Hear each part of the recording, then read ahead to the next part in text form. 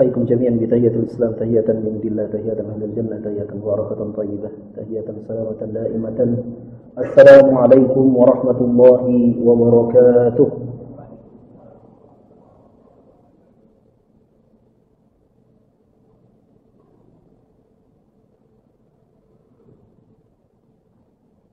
إن الحمد لله نحمده ونستعينه ونستغفره ونعوذ بالله من شرور أنفسنا ومن سيئات أعمالنا. من يهده الله فلا مضل له ومن يضلله فلا هادي له. أشهد أن لا إله إلا الله وحده لا شريك له وأشهد أن محمدا عبده ورسوله الذي لا نبي بعده. اللهم صل وسلم على عبدك ونبيك ورسولك نبينا محمد وعلى آله وصحبه أجمعين. رب اشرح لي صدري ويسر لي أمري واحلل عقدة من لساني يفقهوا قولي. اللهم تقبل منا إنك أنت السميع العليم وتب علينا إنك أنت التواب الرحيم. Ikhwani rahimakumullah, jamaah salat maghrib yang semoga senantiasa dirahmati oleh Allah. Kita bersyukur pada Allah Subhanahu wa taala, ya Allah Subhanahu wa taala yang telah memberikan pada kita berbagai macam kenikmatan sehingga kita bisa hadir di tempat ini. Nikmat paling besar yang hendaknya senantiasa kita syukuri tentu saja adalah nikmatul iman, kenikmatan iman, kenikmatan Islam, kenikmatan hidayah. Yang mudah-mudahan Allah Subhanahu wa taala tetap kekalkan nikmat iman, Islam dan hidayah ini sampai kemudian Allah Subhanahu wa taala wafatkan kita. Amin ya rabbal alamin.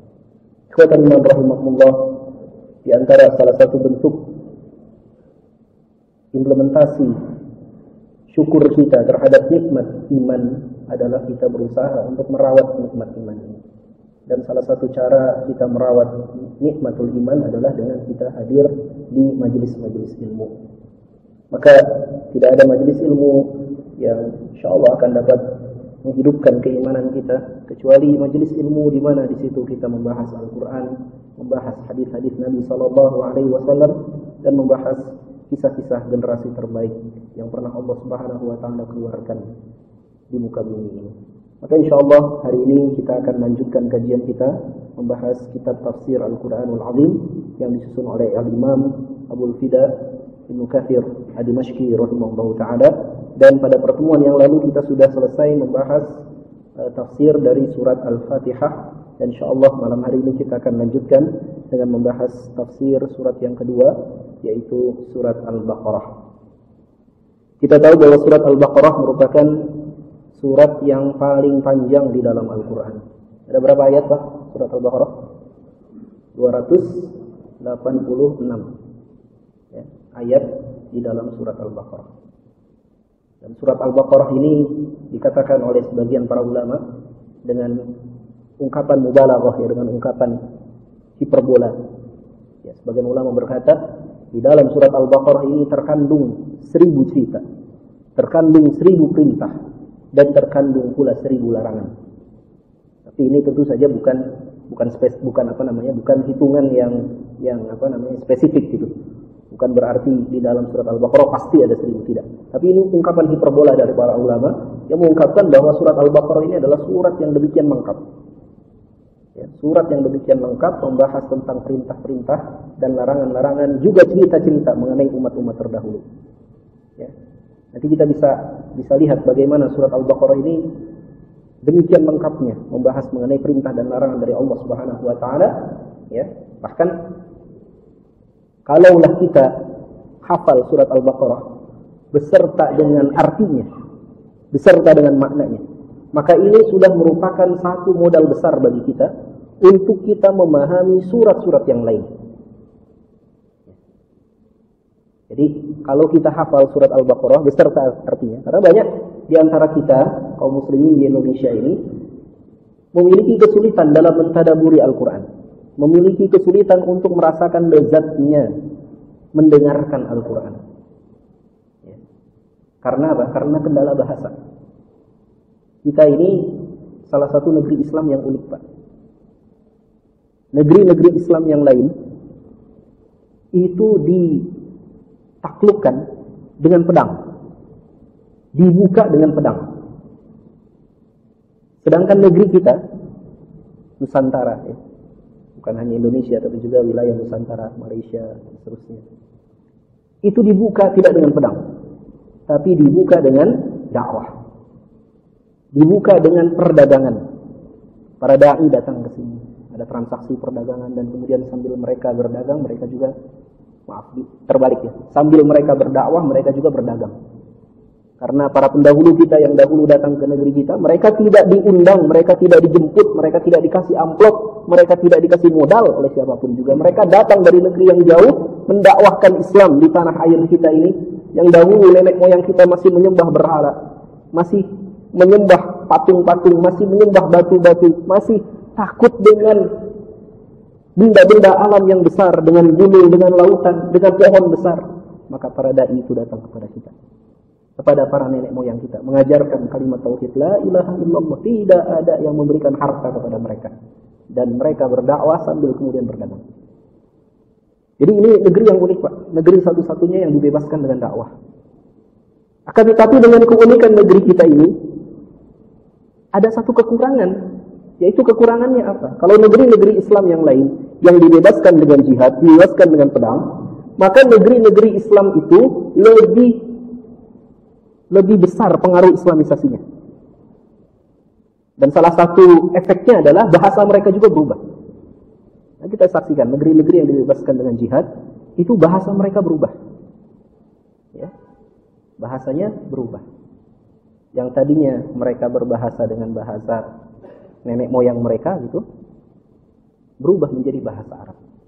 Maka kita bisa saksikan orang-orang di Afrika, ya, di Mesir, di Sudan, di Libya, yang mereka negeri-negeri yang dahulunya tidak berbahasa Arab, akan tapi kita saksikan sekarang mereka berbahasa Arab. Sedangkan negeri kita tidak. Negeri kita itu dahulu baru mulai tulisannya saja yang Arab, belum bahasanya, baru tulisannya saja yang Arab. Maka kita kenal kemudian ada istilah Arab Jawi atau Arab Pegon. Tahu Pak ya? Jadi tulisan Melayu atau tulisan Jawa, akan tetapi memakai aksara, memakai huruf Arab. Ya. Misalnya apa? Ya. Tahu bulat. Tahu bulat, ta, ya, alif, ha, waw, tahu. Nah, ya, tahu. Bulat, ba, waw, la, lam, alif, ta, tahu bulat. Nah, itu bahasa Melayu, tapi tulisannya tulisan Arab. Baru sebatas itu. Belum bahasanya berubah, baru tulisannya berubah. Nah, ketika penjajah datang ke negeri kita, Inggris datang, Portugis datang, Inggris datang, Belanda datang, Jepang datang, akhirnya tulisan Arab Melayu itu atau Arab Jawi itu, Arab Pegon itu kemudian hilang. Bahkan orang-orang yang hanya bisa menulis dengan tulisan Arab Melayu itu dianggapnya sebagai orang yang buta huruf. Nenek saya dulu Pak, almarhumah, ya, beliau nggak bisa nulis tulisan Latin, tapi beliau lancar sekali nulis dengan tulisan Arab. Nah, ketika di sensus ya, dahulu disebutnya nenek saya ini buta huruf. Karena hanya bisa nulis tulisan Latin. Karena tidak buta huruf, dia bisa nulis tapi tulisannya tulisan Arab. Nah, kita baru sebatas itu. Sehingga dengan keterbatasan ini kita memiliki kesulitan untuk mentadaburi Al-Quran, merenungkan Al-Quran ketika imam membacakan ayat-ayat Al-Quran. Sulit bagi kita untuk merasakan nikmat mendengarkan Al-Quran.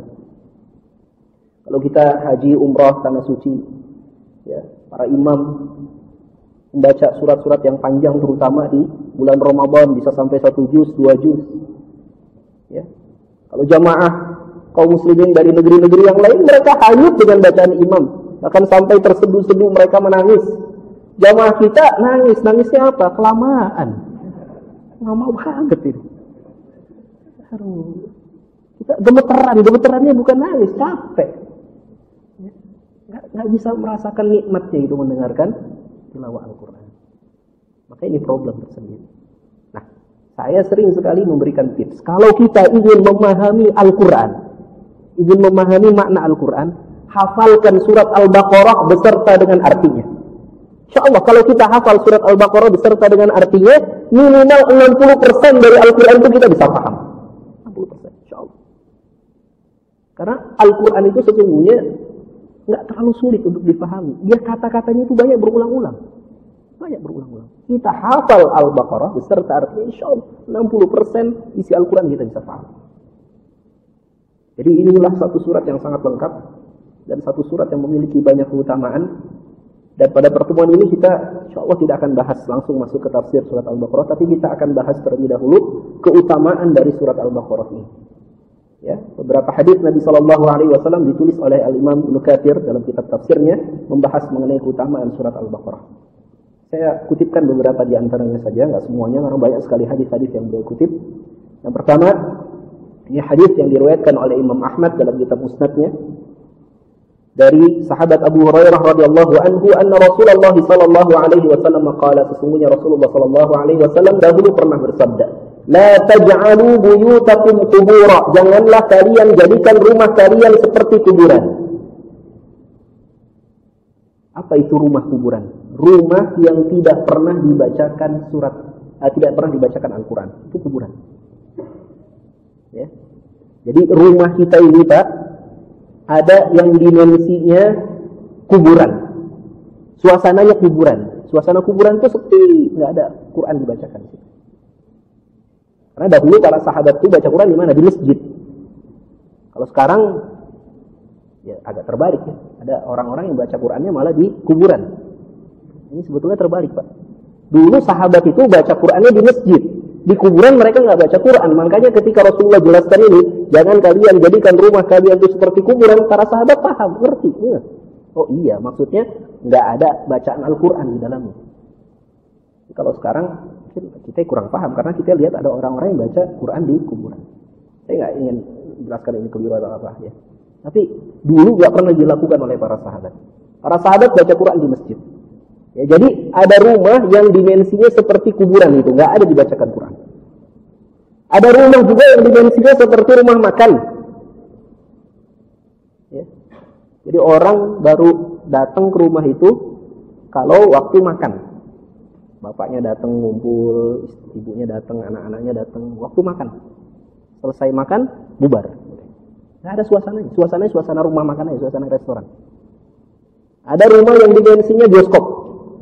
Ngumpul kapan? Waktu nonton TV bareng-bareng. Habis itu udah bubar. Ada rumah yang dimensinya hotel. Ngumpulnya kapan? Pas tidur aja. Habis itu udah bubar. Kita nggak mau rumah kita itu dimensinya seperti itu. Kita ingin rumah kita itu dimensinya masjid. Kita beribadah bersama-sama di sana. Dimensinya apa? Dimensinya universitas. Ada pendidikan di sana. Dimensinya apa? Dimensinya ya menjadi salah satu surga yang Allah Subhanahu wa taala turunkan di muka bumi. Kalaulah kita cari surga di muka bumi ini, maka surga yang Allah turunkan di muka bumi ini adalah rumah yang sakinah, rumah yang di mana penghuninya merasakan tenang di dalam rumah tersebut. Nah, kata Nabi sallallahu alaihi wasallam, jangan jadikan rumah kalian kuburan. Fa innal baita alladhi tuqra'u fihi suratul Baqarah la yadkhuluhu syaitan. Rumah yang enggak dibacakan, karena sesungguhnya rumah yang dibacakan di dalam surat Al-Baqarah, maka rumah tersebut tidak akan dimasuki oleh syaitan. Jadi kalau rumah nggak pernah dibacakan Al-Quran, khususnya surat Al-Baqarah, pasti syaitan akan masuk ke rumah itu. Syaitan akan masuk. Kalau syaitan masuk itu gimana suasananya? Penuh dengan kemarahan, penuh dengan kebencian. Ya, akan terdengar lagi suara teriakan-teriakan. Ya, bapaknya teriak marah-marah, ibunya teriak marah-marah, anaknya juga teriak kalau minta sesuatu. Tidak ada ketenangan, tidak ada kedamaian. Karena apa? Karena syaitan masuk ke dalam rumah tersebut. Ya. Makanya kita baca surat Al-Baqarah supaya apa? Supaya syaitan lari dari rumah tersebut. Kalau syaitan lari dari satu tempat, maka yang nanti akan masuk siapa? Malaikat. Kalau malaikat masuk di satu tempat, maka Allah Subhanahu wa taala akan turunkan rahmah. Akan turunkan kasih sayang dalam rumah tersebut. Turunkan sakinah, ketenangan dalam rumah tersebut. Ya. Makanya ini hadis diriwayatkan oleh Imam Tirmidzi, walafdu Ahmad fil Musnad, sedangkan yang diriwayatkan oleh Imam Ahmad dalam kitab Musnadnya, la taj'alu buyutakum maqabir. Jangan jadikan rumah kalian kuburan-kuburan. Fa inna syaitan yafirru minal baiti alladhi yuqra'u fihi surat Al-Baqarah. Karena sesungguhnya syaitan itu lari dari rumah yang dibacakan dalamnya surat Al-Baqarah. Bahkan dalam hadis yang lain disebutkan, kalau ada satu rumah dibacakan surat Al-Baqarah, maka syaitan akan lari terbirit-birit sampai terkentut-kentut. Itu hadisnya begitu, Pak. Bukan karangan saya.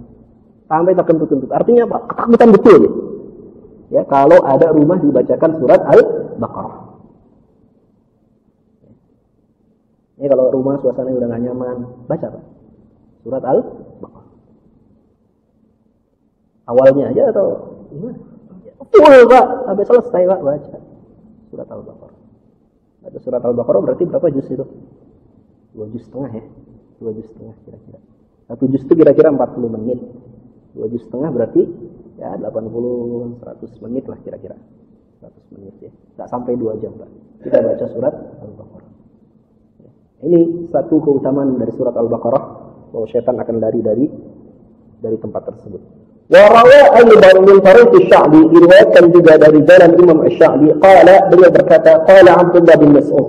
Berkata Abdullah bin Mas'ud, sahabat Nabi sallallahu alaihi wasallam, man qara'a 10 ayatin min suratil Baqarah fi lailatin, barang siapa yang membaca surat Al-Baqarah dalam satu malam, barang siapa yang membaca 10 ayat dari surat Al-Baqarah di satu malam, lam yadkhul dzalikal baita syaitanun tilka lailah, maka syaitan tidak akan masuk ke rumah tersebut di malam itu.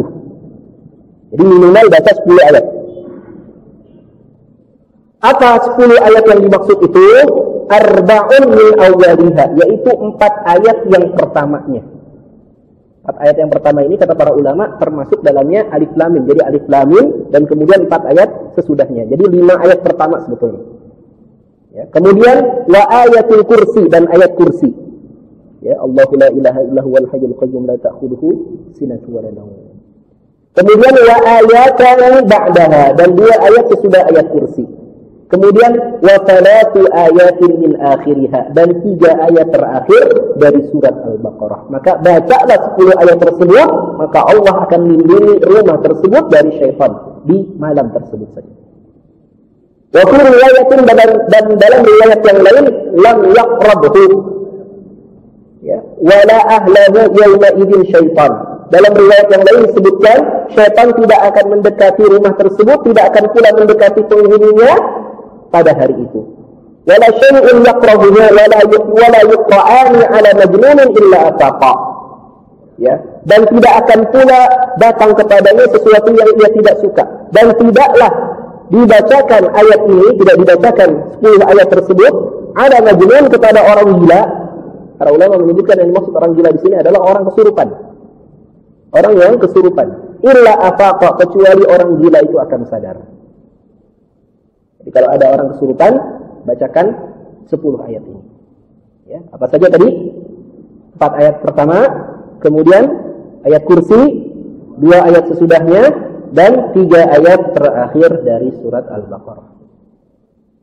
Jadi yang namanya ruqyah, ya, ruqyah itu artinya mantra. Boleh tidak kita baca mantra? Boleh Pak. Asal mantra yang diajarkan oleh Nabi Sallallahu Alaihi Wasallam, yang bersumber dari Al-Quran dan hadis-hadis Nabi, itu boleh. Sedangkan mantra yang tidak diajarkan oleh Nabi Sallallahu Alaihi Wasallam, apalagi kita tidak memahami maknanya, maka tidak boleh kita baca. Tidak boleh. Om wilaheng kejebreng gombreng, abrak-adabrak, tidak boleh Pak. Ya, rok-rok jadi apa? Mantra yang enggak diajarkan oleh Nabi. Sedangkan mantra-mantra yang diajarkan oleh Nabi ini boleh kita baca. Dan yang namanya ruqyah itu yang utama adalah dibaca sendiri, bukan kita minta dibacakan oleh orang lain. Ini sering sekali. Ya, ada orang datang, Ustaz, ini rumah saya nih kayaknya ada jinnya nih. Tolong Ustaz, ruqyah, bacain mantra supaya jinnya hilang. Ya. Emang Ustaz Ghostbuster atau? Ya, enggak, udah bacain sendiri. Ini rumus ini, baca surat Al-Baqarah.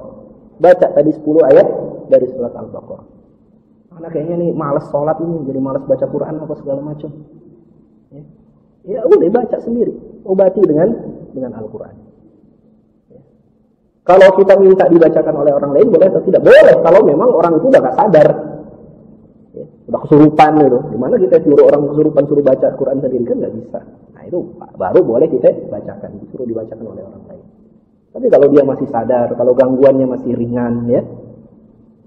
Jadi kalau dalam bukunya Syekh Wahid Abdul Salam Badi itu disebutkan bahwa setiap kita itu sesungguhnya setiap hari diganggu oleh jin, diganggu oleh syaitan. Akan tapi ada yang ada yang kadarnya itu masih lemah, ada yang kadarnya sudah menengah, ada yang kadarnya kuat. Ya, setiap kita itu diganggu. Ya. Nah, yang kadarnya lemah itu seperti apa? Misalnya datang malas kita untuk melakukan ibadah atau was-was. Ada orang yang was-was, Pak.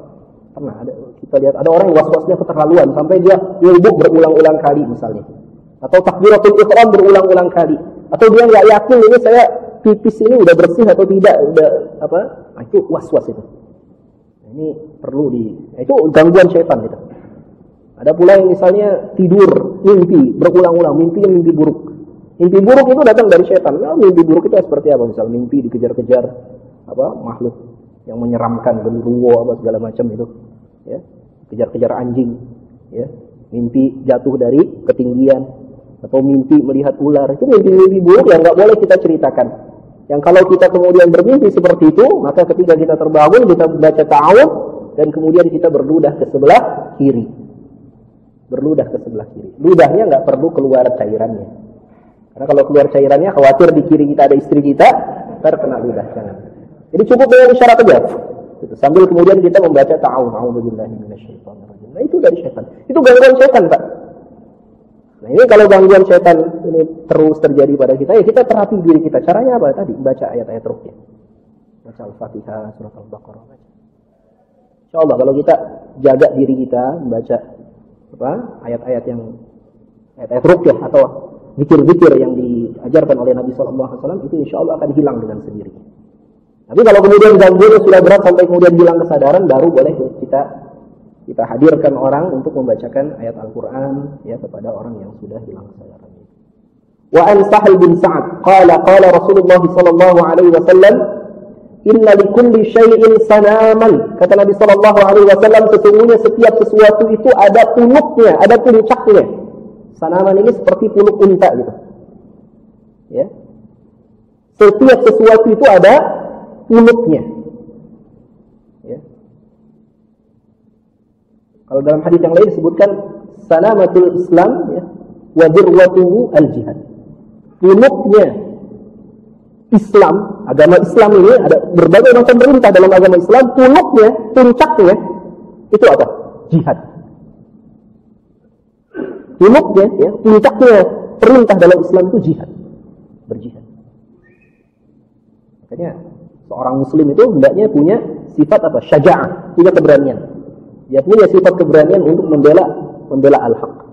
Bahkan dia mengimpikan kalau dia mati dalam keadaan terbaik. Apa kematian yang paling baik? Mati syahid membela agama Allah. Itu puncak ketaatan dalam Islam. Nah, dalam hadis ini disebutkan puncaknya Quran itu apa? Surat Al-Baqarah.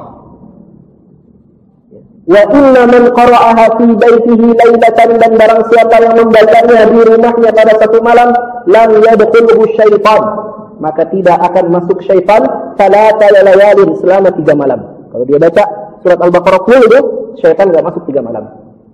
Wa man qara'aha fi baitihi naharan, dan barang siapa yang membaca di rumahnya siang hari, lam yadkhulhu syaitan salatata ayyam, maka syaitan tidak akan masuk ke dalam rumahnya selama 3 hari, 3 siang maksudnya. Ya. Rawahu Al-Bukhari Al-Tabrani wa Abu Hatim Ibn Hibban fi sahihi, dan hadis ini diriwayatkan oleh Imam At-Tabrani, Ibn Hatim dan Ibn Hibban dalam kitab sahih mereka. Hadis yang lain ya, yang diriwayatkan oleh Imam Tirmidzi an Abi Hurairah radhiyallahu anhu, dari Abu Hurairah radhiyallahu anhu, beliau berkata, ba'atha Rasulullah sallallahu alaihi wasallam ba'tan. Nabi sallallahu alaihi wasallam pernah mengutus satu rombongan, satu ekspedisi. Ya, satu delegasi oleh sini diterjemahkan. Wa hum jaru adadin, yang jumlah mereka enggak banyak, hanya beberapa orang saja.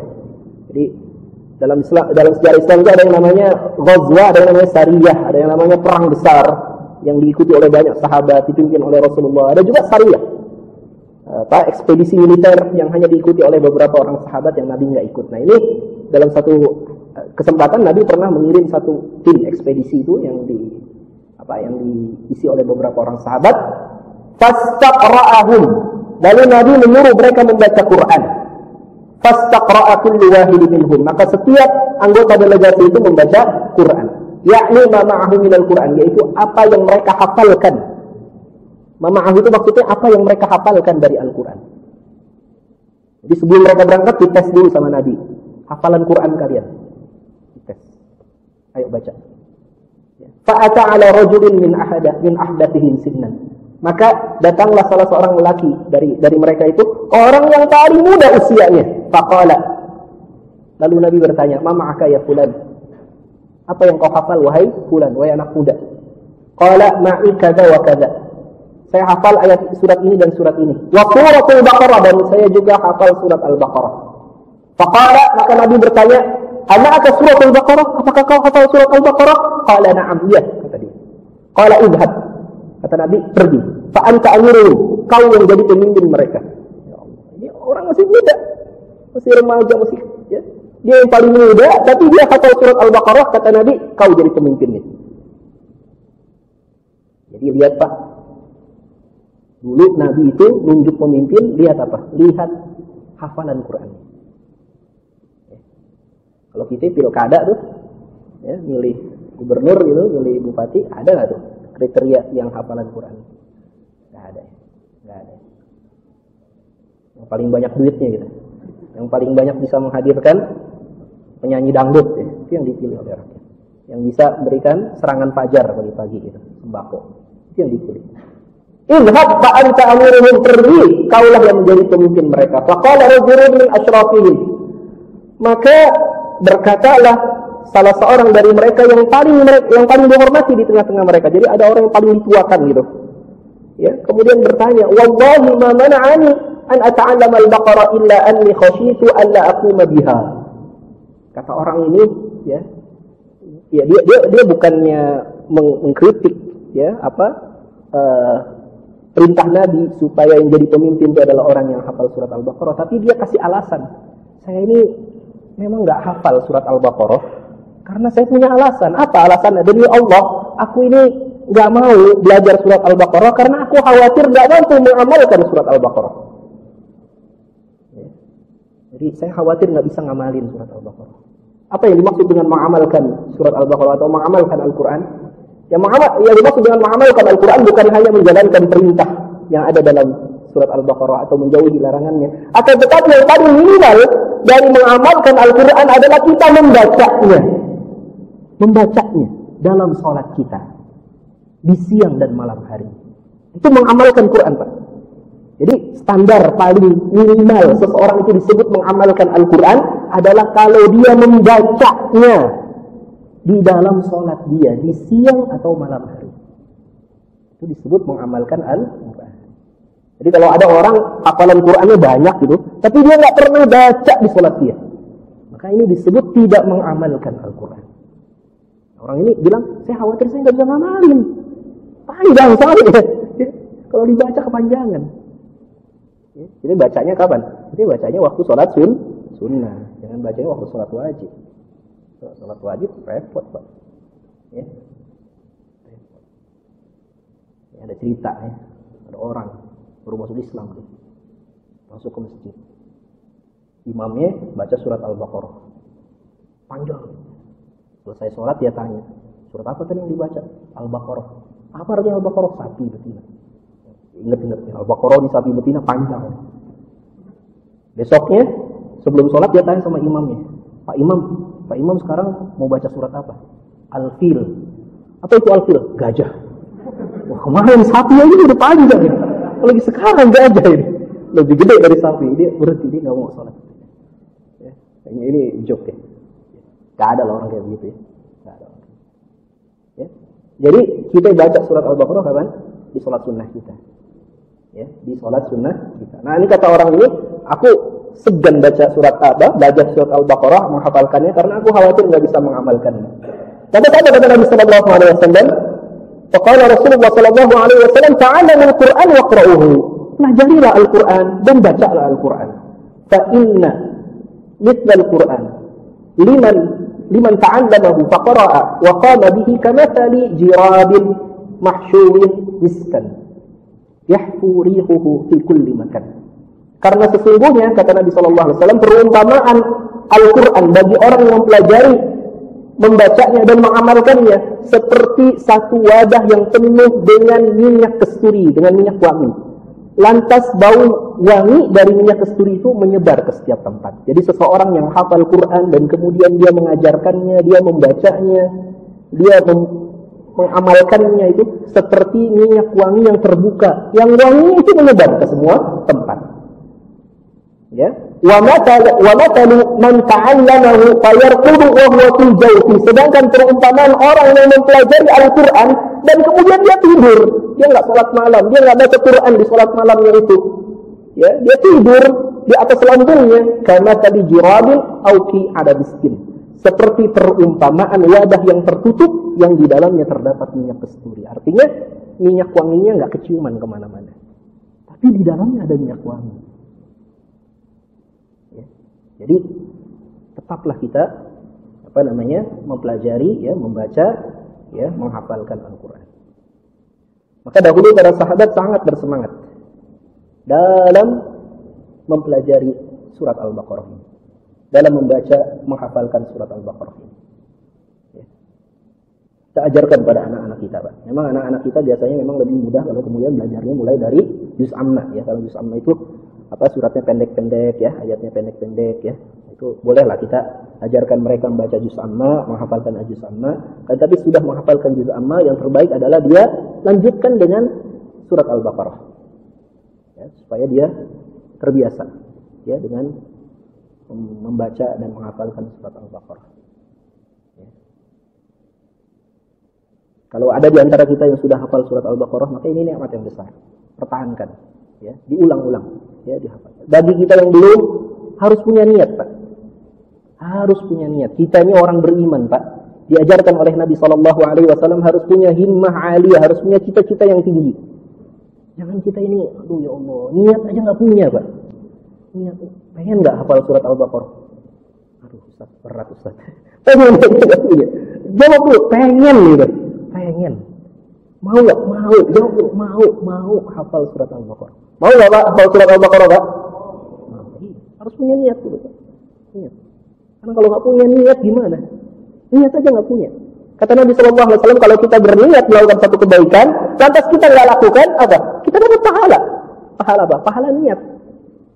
Ini niat aja nggak punya, gimana? Kita dapat pahala. Ya. Kata Nabi SAW, dunia itu kan ada bagi 4 orang, kan? Ada bagi 4 orang. Ini keutamaan niat, ya. Yang pertama apa? Orang yang punya harta dan punya ilmu, sehingga dia manfaatkan hartanya itu untuk kebaikan, karena dia punya ilmu. Ini luar biasa. Punya harta, punya ilmu juga, dia manfaatkan hartanya itu untuk kebaikan. Orang kaya yang soleh, ini orang terbaik. Saya dengar cerita itu dari Ustaz Khalid Basalamah. Ada orang kaya luar biasa. Saking kayanya itu, dia itu rambutnya gondrong dan gak akan potong rambut kecuali di Mekah. Gak mau potong rambut kecuali di Mekah. Kapan? Umroh nih. Bis umroh kan dah kan, potong rambut gundul, balik lagi ke tanah air. Nanti kalau gondrong lagi, ke Mekah lagi, umroh lagi. Saya cerita gitu sama istri saya. Kata istri saya, kasihan dong tukang cukur dekat rumahnya. Bentar kita nasihatin dia, supaya dia bawa tukang cukur dekat rumahnya, ikut umroh. Ya kan? Orang kaya mau bebas kan? Bisa aja, boleh kan? Nah, itu kaya tuh, kaya soleh itu. Ya. Jadi rambutnya kalau panjang dikit ke Mekah umroh. Nah, ini orang terbaik, kaya dan punya ilmu, sehingga dia manfaatkan ilmunya, dia manfaatkan hartanya untuk kebaikan. Ada lagi orang kedua, kata Nabi apa? Orang kedua adalah orang yang punya ilmu tapi nggak punya harta, sehingga dia berangan-angan, kalau saya punya harta sekian, saya akan manfaatkan harta itu untuk kebaikan. Dan kata Nabi, orang kedua ini akan mendapatkan pahala seperti orang pertama. Karena apa? Karena niatnya tadi. Ya Allah, dia punya ilmu dia. Sehingga dia berangan-angan, kalau saya punya harta, saya akan begini. Nah, kata Nabi, orang kedua ini seperti orang pertama pahalanya. Karena apa? Karena dia punya niat. Saya berharap kita jadi yang kedua, minimal kedua nih. Gak punya harta, minimal punya ilmu lah. Dan punya niat untuk mengamalkan ilmu kita. Yang ketiga siapa? Orang yang punya harta tapi nggak punya ilmu, sehingga dia manfaatkan hartanya itu untuk keburukan. Dia punya harta tapi nggak punya ilmu, jadi hartanya dimanfaatkan untuk keburukan. Ada lagi orang keempat. Nah, ini orang yang buruk ini. Ada lagi orang keempat. Siapa dia? Orang yang nggak punya harta dan nggak punya ilmu, dan kemudian dia berangan-angan, kalau saya punya harta, saya akan lakukan maksiat sebagaimana orang yang ketiga. Maka orang keempat ini memiliki dosa seperti orang yang ketiga tadi. Kita mau masuk yang kemana, Pak? Pertama, kedua, ketiga, keempat. Pertama, amin ya. Minimal. Kalau nggak bisa yang pertama, minimal yang kedua. Tidak-tidaknya kita punya niat, Pak. Ya. Punya niat, kalau saya kaya, punya uang 1 triliun nih, masjid saya bangun lagi 2 lantai. Amin gitu, Pak. Amin aja.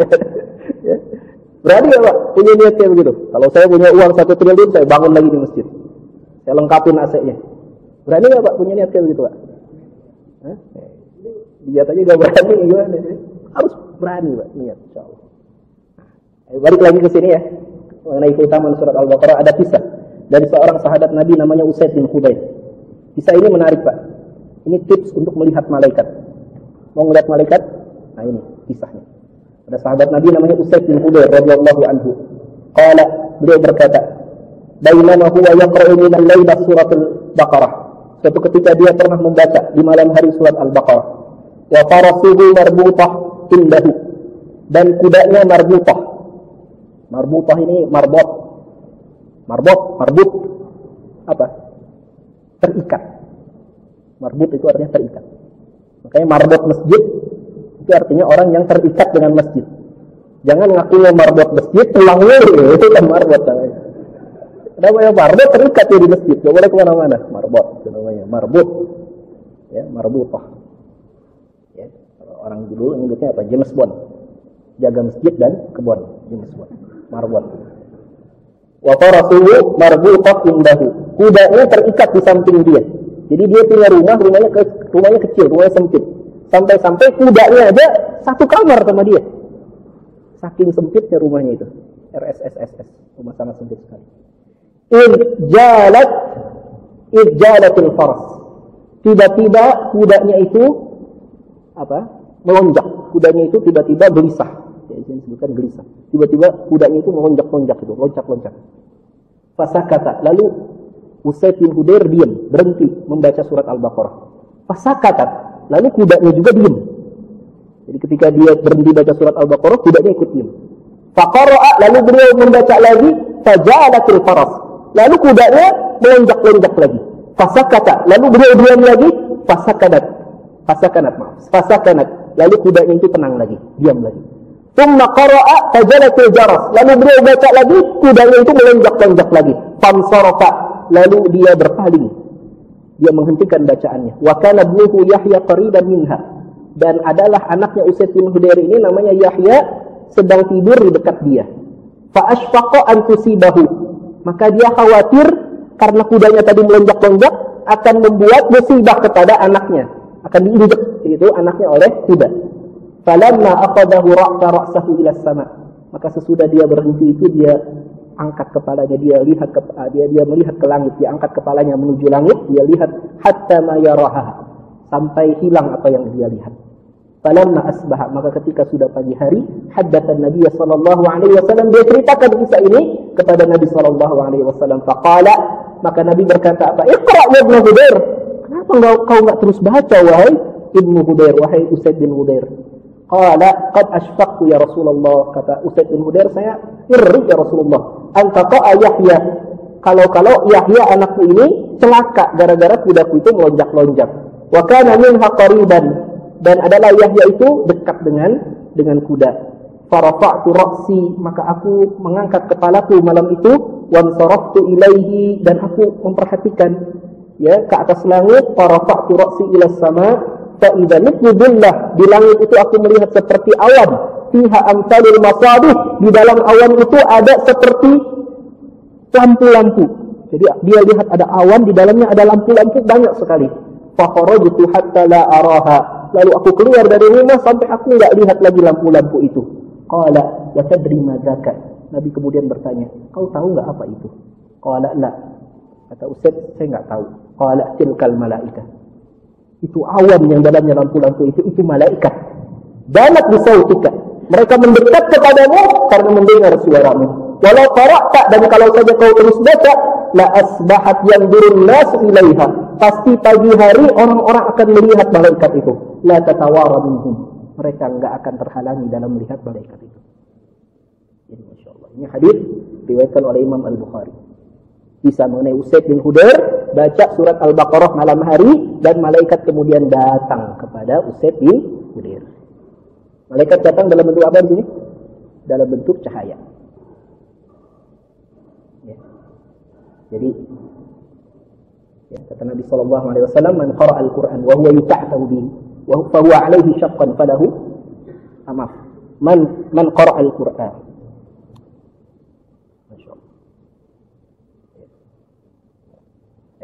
Man qara'a al-Qur'an wa huwa yuta'tau bihi fa huwa 'alaihi syaqqun falahu ajran. Barang siapa yang baca Al-Qur'an dan dia terbata-bata dalam membacanya, maka baginya 2 pahala. Maaf, hadisnya yang pertama, al-mahiru bil Qur'an ma'as safaratil kiramil bararah. Orang yang mahir membaca Al-Qur'an, maka dia membaca Al-Qur'an bersama dengan safarah kiramil bararah, bersama dengan para duta dari Allah, utusan-utusan Allah yang mulia. Walladzi yaqra'ul Qur'an wa huwa yuta'tau bihi fahuwa 'alaihi syaqqun falahu ajran. Sedangkan orang yang baca Al-Qur'an sedangkan dia terbata-bata, dia berat saat membacanya, maka baginya 2 pahala. Jadi orang yang mahir baca Al-Qur'an, orang yang fasih baca Al-Qur'an, maka Allah akan mengutus malaikat-malaikat mulia datang kepada mereka. Dan kadang-kala malaikat itu menampakkan diri. Seperti yang terjadi pada Usaid bin Hudair.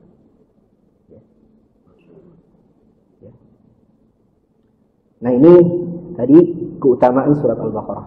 Sekarang kita bahas mengenai keutamaan surat Al-Baqarah dan Ali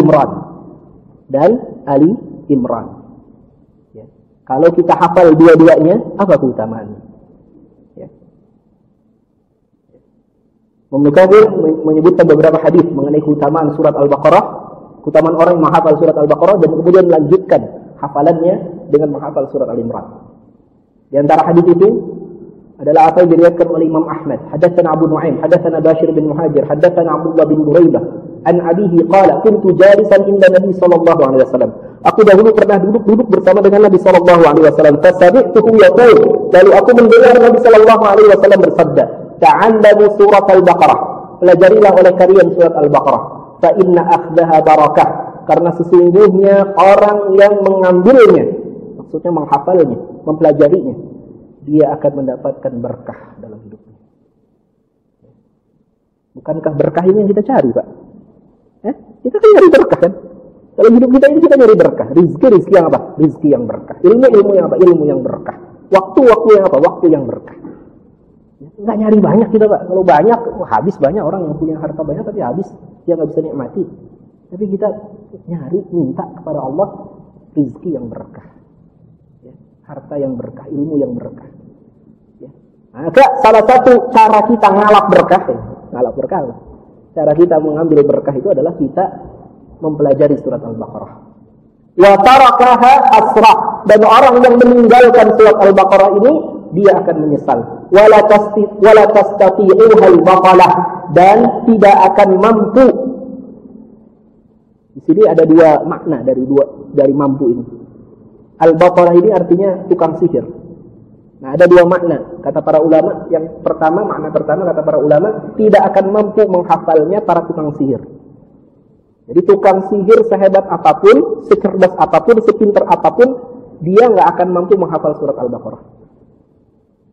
Ya. Orang yang masih melakukan kesyirikan, dia nggak akan mampu menghafal surat Al-Baqarah.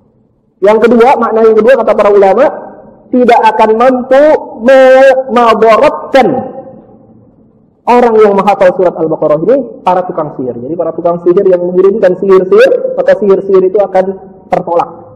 Ya, tidak akan mempan mengenai orang-orang yang hafal surat Al-Baqarah. Ini 2 makna yang kedua. Ya.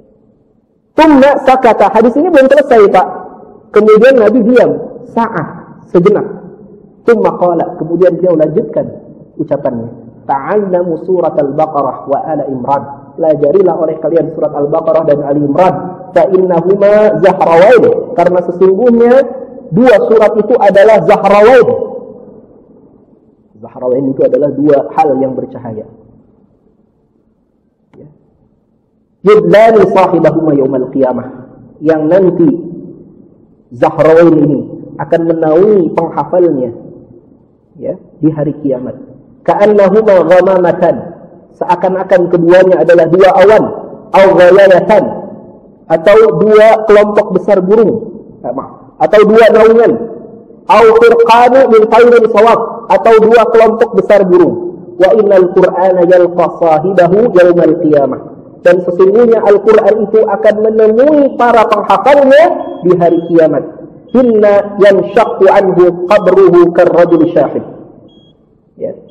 Ketika kuburan telah terbelah dan mengeluarkan setiap orang. Jadi saat nanti di hari kiamat, ya, kita dikeluarkan dari kubur kita masing-masing, kita dikumpulkan di padang mahsyar, maka nanti Al-Quran yang pernah kita hafal itu akan mendatangi kita. Fayaqulu lahu, lalu Al-Quran itu akan berkata kepada penghafalnya, hal ta'rifuni, apakah kau mengenal aku? Fayaqul, lalu penghafal Quran itu akan mengatakan, ma'arifuka, saya tidak kenal kamu. Jadi Al-Quran itu nanti akan berubah menjadi makhluk yang bisa kita lihat. Kalau sekarang Al-Quran itu bukan makhluk ya. Al-Quran itu kalamullah, firman Allah, nggak bisa kita lihat sekarang. Al-Quran itu yang mana? Kita nggak bisa lihat. Yang kita lihat sehari-hari bukan Al-Quran, Pak, itu mushaf. Mushaf Al-Quran. Al-Quran itu bukan makhluk. Tapi nanti di hari kiamat kita akan lihat Al-Quran itu berubah jadi makhluk. Dia akan bertanya kepada kita, kau kenal aku? Kata kita, enggak, saya enggak kenal. Fayaqulu ana sahibukal Quran, saya temanmu Al-Quran. Alladzi ma'tuka fil hawajir, yang telah membuat kamu dahaga di siang hari karena sering baca Quran jadi haus.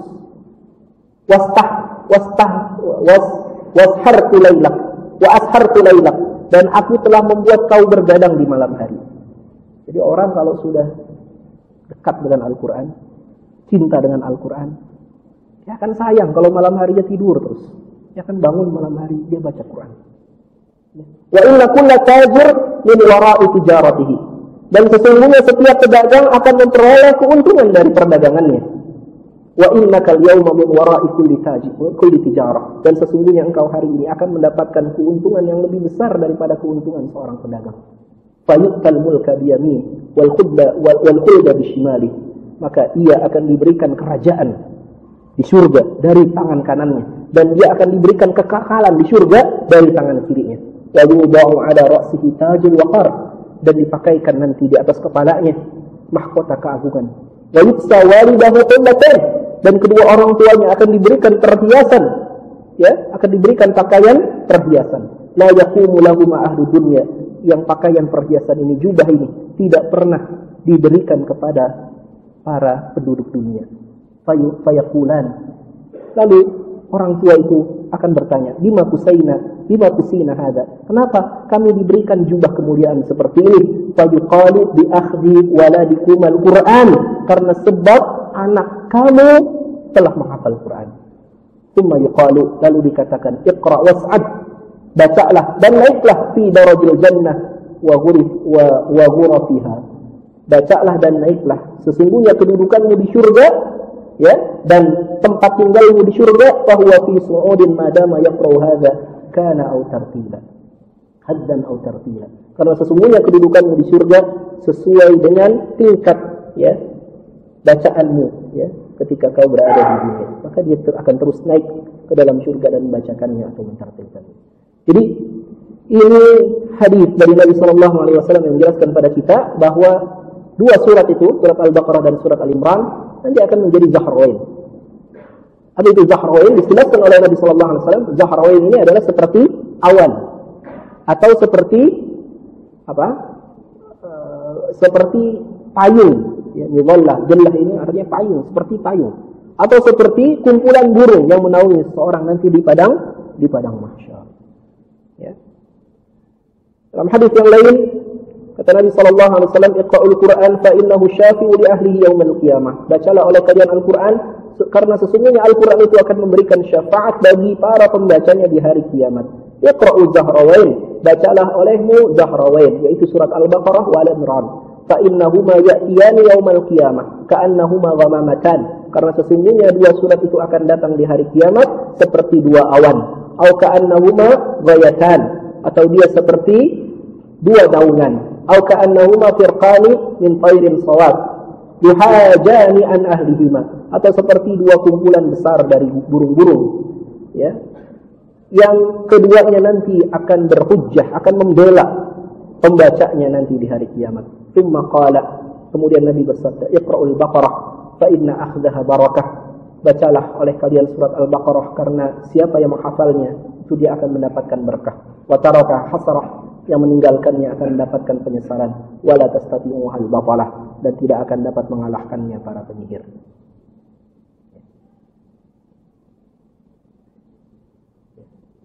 Ini juga sama ya, mengenai keutamaan surat Al-Baqarah dan Al-Imran, bahwa dia akan menjadi dua naungan nanti di hari kiamat.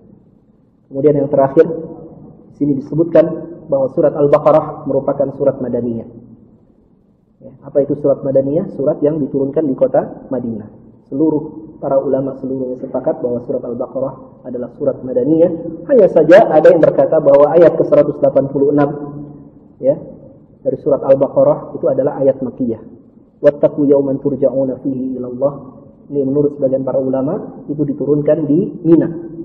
Ya, ketika Nabi SAW haji yang terakhir, ya, ayat ini turun dan turun di Makkah.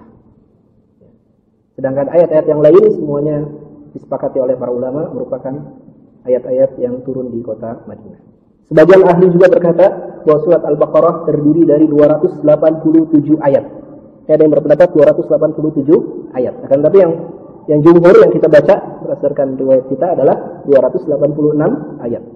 6.221 kata dan 25.000 huruf. Ya, wallahu a'lam. Ya. Yang terakhir mengenai keutamaan para penghafal surat Al-Baqarah, ya. Ada beberapa riwayat bahwa dulu Nabi SAW apabila ingin menyemangati para sahabatnya dalam pertempuran, maka beliau akan menyemangati para sahabat dengan mengingatkan mereka bahwa mereka adalah para pembaca surat Al-Baqarah. Dalam satu peperangan, Nabi SAW melihat para sahabat-sahabatnya mundur, maka beliau berseru, wahai para pemilik surat Al-Baqarah, majulah. Maka para sahabat lihat, kami dahulu sering baca surat Al-Baqarah, menghafal surat Al-Baqarah. Maka kemudian tumbuh pula semangat mereka untuk berjihad. Ya. Diriwayatkan bahwa peristiwa tersebut terjadi ketika perang Hunain. Di saat kaum muslimin terpukul mundur, maka Nabi SAW memerintahkan kepada Al-Abbas untuk menyerukan mereka dengan seruan ini, wahai para pemilik bai'at syajarah. Bai'at syajarah maksudnya adalah bai'atul ridwan. Sedangkan menurut riwayat yang lain disebutkan, wahai para pemilik surat Al-Baqarah. Tujuannya adalah supaya mereka bersemangat dengan seruan tersebut. Hal ini dilakukan pula oleh para sahabat sesudah Rasulullah SAW wafat. Ketika Abu Bakar As-Siddiq ya memimpin perang Yamamah, ya menghadapi pengikut Musailamah Al-Kadzab, nabi palsu ya.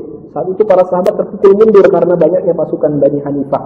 Lalu kaum Muhajirin dan Ansar kemudian menyerukan seruan, wahai para pemilik surat Al-Baqarah.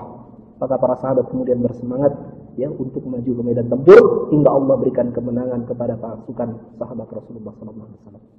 Jadi barang siapa yang baca surat Al-Baqarah, menghafalkannya, maka dia akan mendapatkan semangat yang luar biasa besar, optimisme, motivasi bergerak yang luar biasa besar, bagaimana yang dahulu pernah dialami oleh para sahabat. Mudah-mudahan kita bersemangat untuk mempelajari surat Al-Baqarah ini, bersemangat untuk membacanya, bersemangat juga untuk menghafalkannya, dan bersemangat juga untuk mempelajari maknanya. Semoga Allah Subhanahu wa taala menjadikan diri kita, keluarga kita, masyarakat kita sebagai orang-orang yang dekat dengan Al-Quran, mampu mempelajari Al-Quran, mampu memahaminya, mampu menghafalkannya. Sekian, wallahu a'lam bishawab. Aqulu qawli hadza astaghfirullah li wa lakum innahu huwas samiul alim walhamdulillahi rabbil alamin. Assalamualaikum warahmatullahi wabarakatuh.